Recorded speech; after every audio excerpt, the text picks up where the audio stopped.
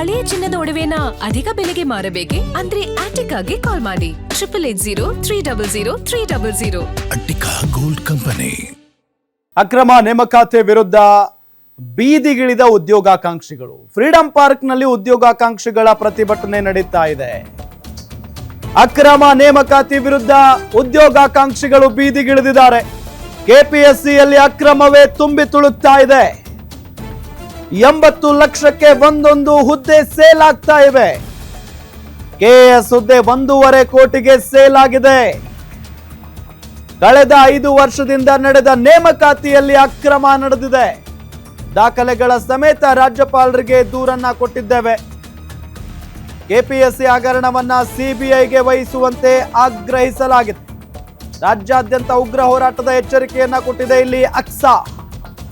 ಅಕ್ರಮ ನೇಮಕಾತಿ ವಿರುದ್ಧ ಉದ್ಯೋಗಾಕಾಂಕ್ಷಿಗಳು ಈಗ ಬೀದಿಗಿಳಿದಿದ್ದಾರೆ. ದೊಡ್ಡ ಮಟ್ಟದಲ್ಲಿ ಪ್ರತಿಭಟನೆಯನ್ನ ಮಾಡ್ತಾ ಇದ್ದಾರೆ. ಫ್ರೀಡಂ ಪಾರ್ಕ್ ನಲ್ಲಿ ಕೆಪಿಎಸ್ಸಿಯಲ್ಲಿ ಅಕ್ರಮವೇ ತುಂಬಿ ತುಳುಕ್ತಾ ಇದೆ. 80 ಲಕ್ಷಕ್ಕೆ ಒಂದೊಂದು ಹುದ್ದೆ ಸೇಲ್ ಆಗ್ತಾ ಇವೆ. ಕೆಎಎಸ್ ಹುದ್ದೆ 1.5 ಕೋಟಿಗೆ ಸೇಲ್ ಆಗಿದೆ. ಎಲ್ಲ ದುಡ್ಡಿಂದಾನೇ ಆಗೋದಾದ್ರೆ ವಿದ್ಯಾಭ್ಯಾಸ ಯಾಕೆ ಬೇಕು, ಪರೀಕ್ಷೆ ಯಾಕೆ ಬೇಕು? ಪಾಪ ವಿದ್ಯಾರ್ಥಿಗಳು, ಅಭ್ಯರ್ಥಿಗಳು ಹಗಲು ರಾತ್ರಿ ಕೂತ್ಕೊಂಡು ಓದೋದೆಲ್ಲ ಯಾಕೆ ಬೇಕು? 80 ಲಕ್ಷಕ್ಕೆ ಹುದ್ದೆಗಳು ಸೇಲ್ ಆಗ್ತವೆ. 1.5 ಕೋಟಿ ರೂಪಾಯಿ ಕೊಟ್ರೆ ಕೆಎಎಸ್ ಹುದ್ದೆನೆ ಸೇಲ್ ಆಗುತ್ತೆ ಅಂತ ಅಂದ್ರೆ ಇನ್ನೇನ್ ಅರ್ಥ? ಯಾವ ವ್ಯವಸ್ಥೆಯಲ್ಲಿ ನಾವೆಲ್ಲ ಬದುಕ್ತಾ ಇದ್ದೀವಿ?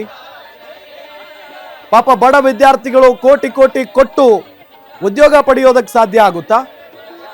ದುಡ್ಡಿದ್ದವ್ರು ಕೊಡ್ತಾರೆ, ಹೋಗ್ತಾರೆ. ಓದಕ್ ಬರಲ್ಲ, ಬರೆಯಕ್ ಬರಲ್ಲ ಅಂತವ್ರಿಗೆಲ್ಲ ಕೆಎಎಸ್, ಅಂತವರೆಲ್ಲ ದೊಡ್ಡ ದೊಡ್ಡ ಅಧಿಕಾರಿಗಳಾಗ್ತಾರೆ. ಬುದ್ಧಿವಂತ ಅಭ್ಯರ್ಥಿಗಳು, ಬುದ್ಧಿವಂತ ವಿದ್ಯಾರ್ಥಿಗಳು ಪಾಪ ದುಡ್ಡು ಇಲ್ಲ, ಇತ್ತ ಪರೀಕ್ಷೆಯಲ್ಲಿ ಎಷ್ಟೇ ಚೆನ್ನಾಗಿ ಮಾಡಿದ್ರು ಕೂಡ ಅವರಿಗೆ ಆ ಅಧಿಕಾರವೂ ಕೂಡ ಸಿಗಲ್ಲ, ಕೆಲಸನೂ ಸಿಗಲ್ಲ ಅವ್ರಿಗೆ. ಯಾಕೆ ಅಂತ ಅಂದ್ರೆ ಇಲ್ಲಿ ಲಕ್ಷ ಲಕ್ಷ ಕೋಟಿ ಕೋಟಿ ಇಸ್ಕೊಂಡು ಅವ್ರಿಗೆ ಜಾಬ್ ಕೊಡ್ತಾ ಇದ್ದಾರೆ.